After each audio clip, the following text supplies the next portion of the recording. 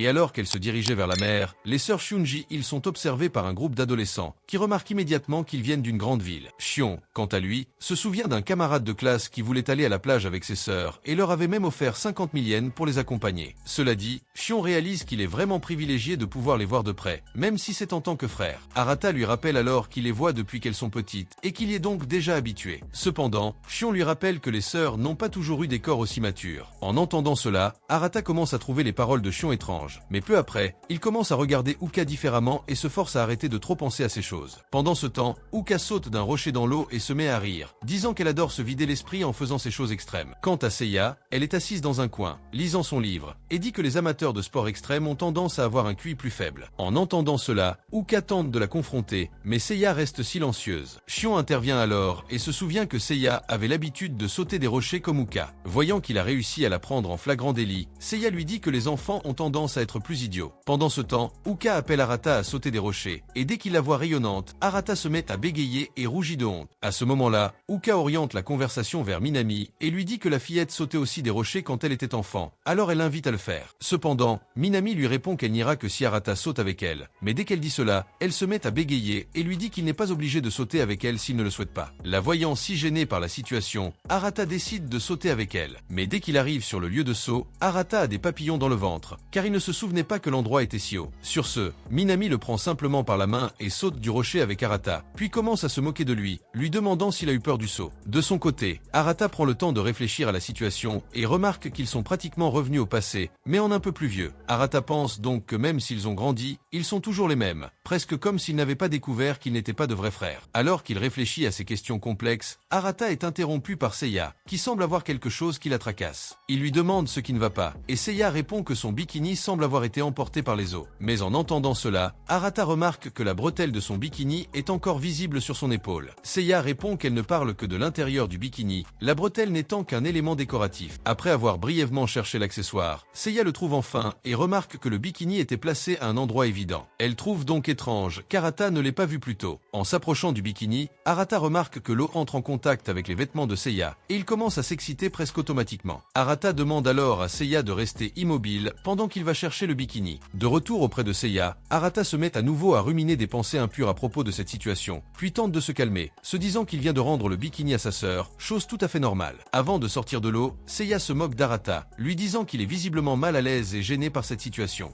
Et pendant ce temps, Uka et les autres sœurs préparent le riz avec seulement la lumière du soleil et quelques équipements. Alors qu'elle laisse le riz à chauffer, Banri décide d'aller nager en attendant que le repas soit prêt. Mais avant cela, elle appelle Arata pour qu'elle l'accompagne. Une fois dans l'eau, Arata lui rappelle qu'il s'amusait déjà plus tôt, alors il reste dans un coin, regardant Banri nager sans rien faire. Sur ce, Banri lui conseille de retrouver sa jeunesse et d'aller s'amuser avec elle aussi. Pendant ce temps, le même groupe de garçons parle de Banri à distance, affirmant qu'elle doit être mannequin. Arata justifie alors leur supposition. Après tout, Banri est non seulement très belle, mais elle a aussi un corps incroyable, ce qui renforce son stéréotype de mannequin. Soudain, Banri grimpe sur son dos et propose à Arata de nager avec elle. À ce moment, il se sent à nouveau gêné et, dans le feu de l'action, lui dit qu'elle est trop lourde. En entendant cela, Banri lui suggère de ne jamais rien dire de tel à sa petite amie, sinon elle ne le lui pardonnerait jamais. Pendant qu'il nage, Banri propose de l'écouter si Arata a des plaintes à formuler, car, en tant que sœur aînée, elle se dit inquiète. Et bien qu'il ait des sujets importants à aborder, Arata pense que Banri n'est pas la bonne personne pour lui parler de ces sujets. Après tout, le sujet est directement lié au baiser soudain d'Uka qu'il a reçu alors qu'il dormait dans sa chambre. Il décide alors d'être le petit frère qui n'inquiète pas sa sœur. Soudain, il s'approche de la cascade, et Banri se balance sur le dos d'Arata, leur demandant d'aller plus loin. Arata s'approche alors de la cascade à sa demande, jusqu'à ce qu'il finisse par tomber dans l'eau. Lorsqu'il remonte à la surface, Banri lui dit qu'il l'aime, mais elle lui accorde une pause, lui demandant ce qu'il penserait si elle le lui disait. Il essaie alors de faire comme s'il ne comprenait pas, disant qu'il n'a pas entendu ce qu'elle a dit plus tôt, mais Banri change également de sujet, affirmant qu'elle ne disait rien de très important. À un autre moment, Kotono voit Arata se diriger vers sa voiture et lui demande ce qu'il fait là. Arata répond qu'il est juste là pour prendre son manteau, car il sentait que le temps commençait à se rafraîchir. Quant à Kotono, elle dit qu'elle va chercher d'autres boissons au distributeur, puis elle lui demande de l'accompagner pour qu'il puisse l'aider à les acheter. À mi-chemin, Arata ressent une étrange atmosphère avec Kotono, mais il comprend aussi son étrangeté, due à tout ce qui s'est passé entre eux. Et même s'il sent que cela vient d'elle, Arata en déduit qu'elle veut lui parler de quelque chose, puisqu'elle l'a appelé pour l'accompagner. Il engage alors la conversation et lui rappelle la fois où elle a failli se noyer dans la rivière quand ils étaient enfants. Alors Arata lui conseille d'être plus prudent. Kotono le rassure en lui disant qu'elle est bien plus âgée maintenant. En entendant cela, Arata remarque que son corps se développe et se souvient du baiser d'Uka. Il se rend ensuite au distributeur et achète des boissons. Kotono tente alors de lui parler, mais abandonne. Cependant, Arata lui demande de lui dire ce qu'elle veut, prétextant qu'elle n'a rien à lui cacher. Kotono avoue alors se sentir coupable de la fuite d'Uka, puis commence à s'excuser d'avoir toujours agi par impulsion et d'avoir fini par blesser son entourage. En entendant cela, Arata lui rappelle qu'en tant que frères aînés, ils n'ont jamais perçu ses actions comme gênantes. Quant à Kotono, elle se souvient de son enfance,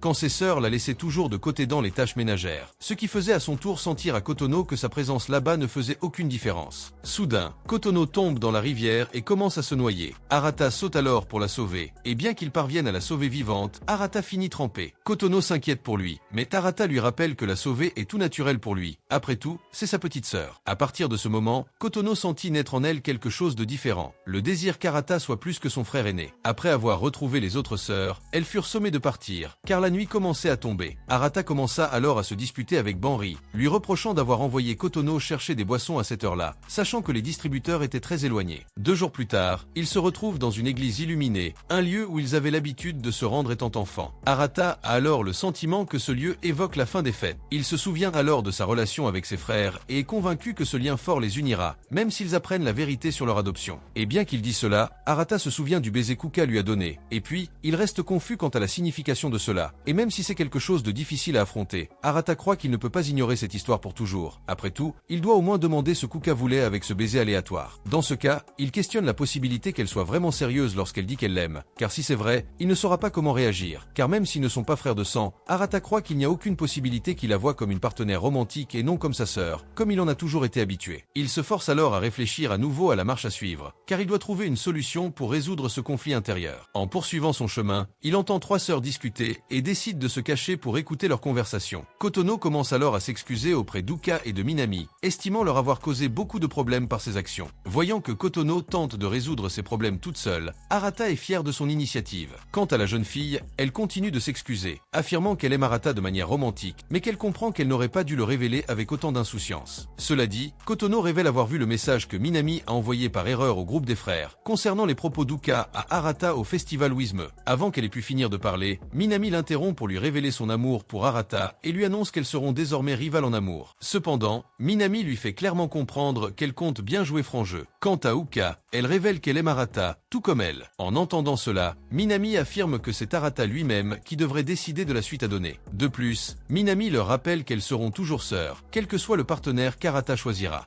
Mes amis, que sont ces Japonais? Il y a cette histoire de frères de sang, de frères de famille. Mon Dieu, c'est vraiment problématique. 1. Japon? Soyons prudents. Si vous avez aimé cette saison, je vous recommande vivement de consulter un psychologue. Si vous voulez une 2e saison, je vous conseille l'hospitalisation. Si vous y tenez vraiment, vous ne pouvez pas faire grand-chose, car je vous la publierai et on se retrouve dans la prochaine vidéo.